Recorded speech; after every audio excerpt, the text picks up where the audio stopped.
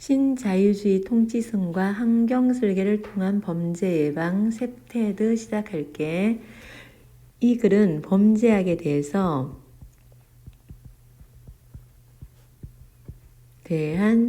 시대적 변화 과정을 적은 글이거든. 이 시대적 변화 과정을 다른 말로 하면 통시적 이렇게 표현하거든. 통시적. 시대별로 변했다. 시간 순서에 따라서 뭔가 변한 걸 통시적이라 한다. 요거 기억해 두시고, 처음에 범죄에 대해서 범죄의 개념이 정리가 나온다.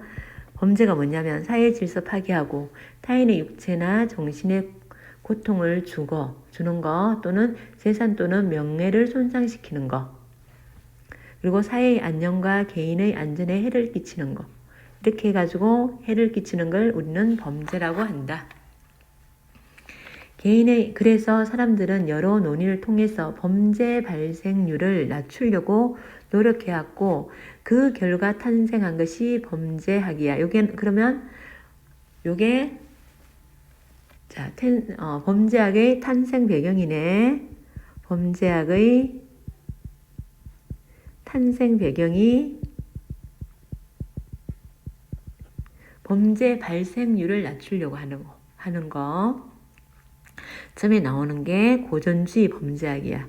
고전주의 범죄학은요, 옛날에 왕이 자기 마음대로 어떤 법적 근거 없이 왕이나 이런 지배 세력들이 법적 규정이 없어요. 불합리한 형벌 제도를 비판하면서 언제 18세기 중반에 등장했어. 고전주의 범죄학에서 범죄를 포함한 인간의 모든 행위는 범죄를 포함한 범죄뿐만 아니고 인간의 행위는 뭐라고? 자유의지, 자기의 선택에 의해서 자유의지에 입각한 합리적 판단에 따라 이루어지므로 범죄에 비례해 큰 범죄를 저질렀으면 형벌을 부과할 경우 개인의 합리적인 선택에 의해 범죄가 억제된다고 보았다. 그러니까 내가 큰 죄를 지었어. 그럼 큰 벌을 받아. 그 범죄를 짓는 건 뭐 때문에? 내 의지 때문이야. 내가 그렇게 하려고 해서 그러는 거야. 그러니까 어떻게 해요? 이렇게 큰 죄를 지으면 큰 벌을 받는구나. 그러면 자기 의지를 꺾겠지. 그래야 된다고 생각하는 게 고전주의 범죄학이야. 억제할 수 있다고 생각한 거야. 고전주의 범죄학 대표자가 베카리아야. 베카리아라는 사람인데요. 형벌은 법으로 규정해야 되고, 또 그 법은 문서로 만들어야 된다고 주장한 거야. 또한 형벌의 목적은 베카리아의 주장 첫 번째, 형벌은 법으로, 그리고 그 법은 문서로. 또한 형벌의 목적은 사회 구성원에 대한 범죄 예방이며, 범죄의 목적이 뭐야? 범죄 예방이지. 범죄의 예방이면 따라서 범죄를 저지를 경우 누구나 법에 의해 확실히 처벌받는 것이라는 두려움이 범죄를 억제할 것이라고 확신했어. 이게 주장 두 번째. 이렇게 법을 만들어 놓으면 법을 만들어서 확실히 처벌받게 하면 처벌 안 받으려는 그 두려움에 범죄가 억제된다고. 이러한 고전주의 범죄학의 주장은 각 국가의 범죄 및 범죄자에 대한 입법과 정책에 많은 영향을 미쳤어. 그래서 고전주의 범죄학 베카리아의 주장의 영향이 요거지. 범죄 및 범죄자에 대한 입법과 정책에 영향을 미쳤고, 세 번째 문단. 19세기 중반 이후 사회 혼란으로 범죄율과 재범률이 증가하니까 범죄의 원인을 과학적으로 증명하려고 하는 실정주의 범죄학이 등장하는 거야. 실정주의 범죄학은 고전주의 범죄학의 요거 비과학성을 비판하며 범죄 원인을 개인의 자유의지로는 통제할 수 없는 생물학적, 심리학적, 사회학적 요소에서 찾으려고 하는 거야. 요게 이제 등장 배경이고, 그래서 아무리 개인이 억제하려고 해도 억제할 수 없는 자유의지로 어떻게 할 수 없는 그런 것들이 있다. 그런 요소를 살펴봐야 된다. 그게 뭐 생물학적, 심리학적, 사회학적 요소야. 이 분야에는 누구냐면 롬브로소 라는 학자고, 범죄 억제를 위해서는 범죄자들의 개별적 범죄 기질을 도출하고, 개별적인 걸 찾는 거야. 이 사람 기질이 뭔가 하고 그 기질에 맞는 교정, 교화, 치료를 실시해야 한다고 생각하는 거야. 그래서 범죄자만의 특성과 행위, 원인을 연구하여 범죄자 유형을 구분하고 그 유형에 따라 가지고 형벌도 달리해야 된다고 주장하는 거야. 출생부터 범죄자의 기질을 타고난 범죄를 저지를 수밖에 없는 범죄자의 경우에는 초범이라도 무기한 구금을. 야, 이거 좀 약간 억울하지 않니? 자, 태어나면서부터 범죄자인 걸 어떻게 하러, 그지? 근데 하여튼 그런 기질이 타고났다고 생각되는 사람은 가벼운 죄를 지어도 아주 무겁게 하는 거야. 그리고 우발적으로 그냥 실수로 범죄를 저지른 사람은 범죄자에 대해서는 수감을 반대했대. 그래서 뭐야? 집행유예 제도가 나온 거야. 이건 영량이지, 영량. 집행유예가 뭐야? 몇 년간, 2년 안에 그런 동일한 범죄를 안 저지르면 봐주는 거야. 그게 집행유예지, 그지? 그런 제도가 우발적으로 범행을 했을 경우에는 실수라 보고 다음에 실수하지 마, 그 차원에서 집행유예를 구금시키는 게 아니고 집행유예를 해주는 거야. 근데 문제가 뭐니? 차별과 편견이지. 왜 저 사람은 봐주고 왜 나는 안 봐주냐? 왜 나는 태어날 때부터 범죄자라고 보냐? 그 근거가 뭐냐? 이렇게 되겠지, 그지? 그래서 차별과 편견이 개입됐다는 비판을 받기도 했지만 이게 한계지.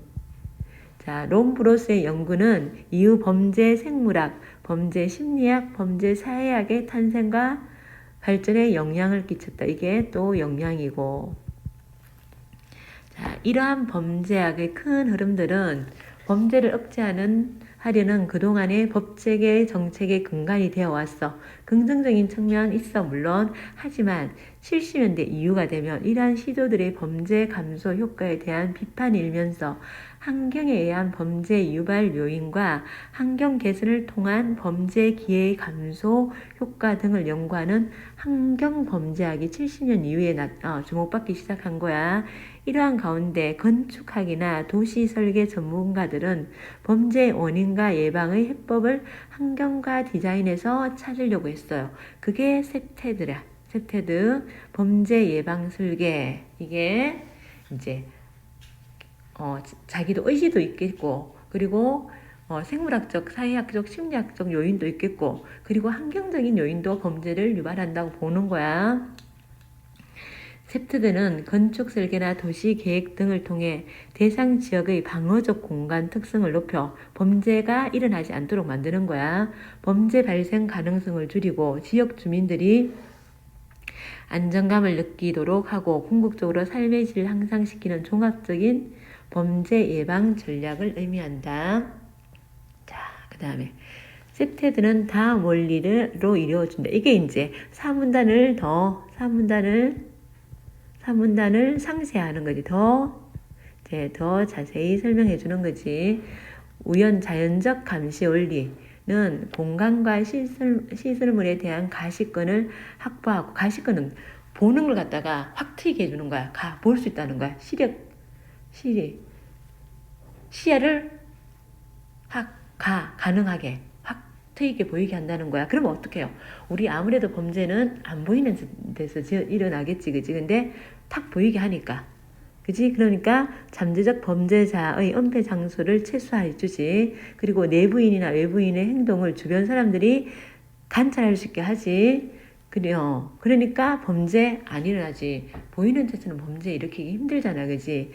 그게 자연적 감시 원리. 그리고 접근 통제 원리. 는 보행로, 조경, 문 등을 통해 사람들이 통행을 일정한 경로로 유도하여 허가받지 않은 사람들의 출입을 통제하거나 차단하는 것을 말한다. 영역성의 원리는 안과 밖이라는 공간 영역을 조성하여 외부인의 침범 기준을 명확히 확립하는 것을 말한다. 이 외에도 공공장소 및 시설에 대한 내부인들의 활발한 사용 유도. 사람들이 많이 왔다 갔다 하면 범죄 잘 안 일어나요. 그러니까 사람들이 많이 왔다 갔다 할 수 있도록 유도하고 그 근방의 범죄를 감소시킨다는 활동 활성화의 원리. 활동이 많으면 사람들이 활동이 많으면 범죄가 일어나지 않는다. 그리고 공공장소와 시설물이 처음 설계된 대로 지속적으로 유지 및 관리되어야 한다는 유지 및 관리의 원리. 깨끗하고 그리고 사람 많이 다니고 밝고 이런 데는 범죄 잘 안 일어나거든. 그래서 유지를 잘 해가지고 그렇게 될 수 있도록 하는 거. 이 모든 원리는 범죄 예방의 전략과 목표를 범죄자 개인이 아닌 도시 및 건축 환경의 설계와 계획에 두고 있다는 점에서 공통적이야. 그리고 우리나라는 2005년부터 septed를 도입하여 도시 설계와 건축물의 범죄 예방 설계 활용을 본격적으로 하기 시작하였다. 어두침침한 골목에는 아름다운 벽화를 그려놓는다든지 이런 거 다 있잖아. 여기에 들어가겠지. 그동안 법과 정책 그리고 septed가 동시에 강화된다면 그동안의 법과 정책에다가 그리고 septed까지 강화된다면 좀 더 안전한 사회를 만들 수 있을 것이다 하면서 희망적 전망을 보이면서 글을 마무리하고 있지. 우리 뒤에 거 정리 한번 해보자. 주제는 시대별로 주목받은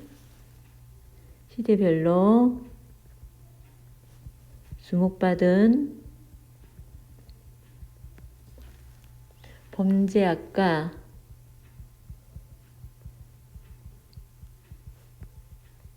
septed고 그리고 1문단 범죄의 개념 나왔지. 범죄는 사회 질서를 파괴하고 타인의 육체나 정신에 고통을 주거나 재산 또는 명예에 손상을 입히는 게 범죄고 그리고 범죄학의 탄생 배경은 뭐야?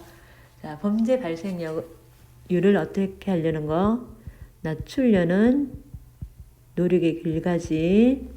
그리고 이제 시대 순으로 처음에 18세기 중반에 어떤 게 고전주의 범죄학이 나왔다. 18세기 중반 지배 세력이 법적 규정 없이 불합리한 형벌 제도를 시행했기 때문에 이걸 비판하면서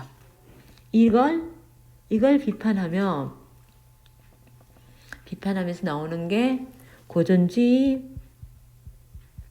범죄학이고 법적 규정 없이 지배 세력이 불합리한 형벌 제도 때문에 나왔고 관점은요.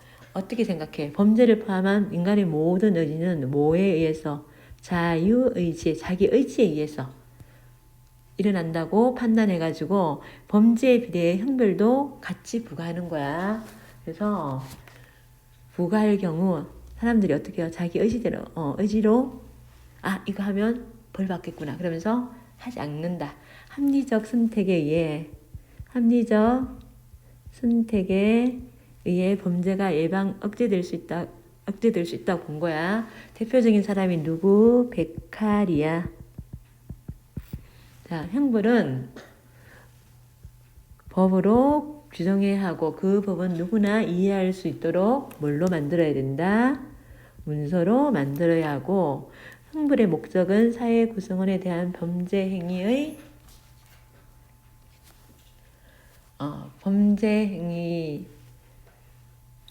확실히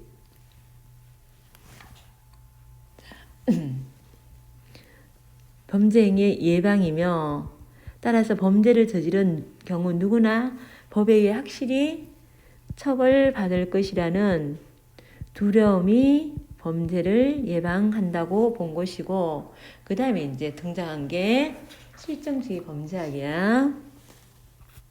실정주의 범죄학 18세기 중반에서 19세기 중반에 고전주의 범죄학이 있었고 19세기 중반에는 실정주의 범죄학이 고전주의 범죄학을 비판하면서 나왔지. 그지? 등장 배경은 사회 혼란으로 범죄율과 재범률이 증가했기 때문이고, 실정주의 범죄의 관점은 범죄의 원인을 개인의 자유의지로는 통제할 수 없는 어떤 요인, 생물학적, 그리고 심리학적, 그리고 사회학적 요소에서 찾으려고 했고요. 여기에 대표적인 사람이 놈브로소의 주장은 범죄자만의, 각 범죄자만의 특성과 행위 원인을 연구하여 범죄자들의 유형을 구별하고 그 유형에 따라 형벌을 달리해야 한다. 그런 한계가 뭐야? 차별이지. 차별과 편견이 개입되었고, 롬브로스의 연구가 가진 의의는 범죄 생물학, 그리고 범죄 심리학, 그리고 범죄 사회학 등의 탄생과 발전에 큰 영향을 끼쳤다. 그 다음에 이제 나온 게 환경범죄학 셉테드지, 그지? 환경범죄학은 환경에 의한 범죄 유발 요인과 환경 개선을 통해서 범죄 기회를 감소하는 효과를 연구하는 학문이고, 환경범죄학의 등장은 이전의 시도들이요, 범죄 감소 효과에 대해서 정말 범죄가 이렇게 하면 줄어들까? 이런 비판에서 시작되었고, 건축학이나 도시계획, 도시설계 전문가들의 주장은요, 범죄 원인과 예방의 해법을 어디에서? 환경과 디자인에서 찾아야 한다. 자, 그래서 요게 건축 설계나 도시 계획에서 범죄를 예방하려는 거 뭐라고? 셉테드라고 했지. 자, 대상 지역을 어떻게 해요? 방어적 공간의 특성을 높이고, 미리 방어하는 거야. 범죄 발생 가능성을 줄이고, 그럼으로써 지역 주민들이 안정감을 느끼도록 하여 궁극적으로 삶의 질 향상시키는 종합적인 범죄 예방 전략이고, 다양한 원리는 볼게. 처음에는 자연적 감시의 원리. 시야를 확보해 놓는 거야. 그지? 가시권을 확보하면, 확보해서 주변 사람들이 자연스럽게 관찰할 수 있도록 하면 범죄가 준다. 그 다음에 접근 통제 원리. 보행료, 조경, 문 등을 통해서 일정한 경로로 유도하고 허가받지 않는 곳에는 통제하도록 하는 거야. 그 다음에 영역성의 원리. 안과 밖이라는 공간 영역을 조성해가지고 외부인 침범 기준을 명확히 확립하는 것.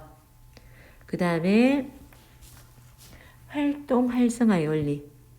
사람들이 많이 왔다 갔다 하게 하는 거. 자, 공공장소 및 시설에 대한 내부인들의 활발한 사용을 유도하면 많이 왔다 갔다 하니까 범죄가 감소한다는 거고, 그리고 유지 관리의 원리. 처음 설계한 대로 지속적으로 유지 및 관리하도록 하는 거. 그리고 셉테드의 핵심은 범죄 예방의 전략과 목표를 범죄자 개인이 아닌 어디에? 도시 및 건축 환경의 설계와 계획에 두고 있고, 기대 효과는 우리나라가 셉테드를 도입한 시기가 2005년에 도입했고, 자, 그동안의 법과 정책, 그리고 여기에 뭐까지? 셉테드까지 강하면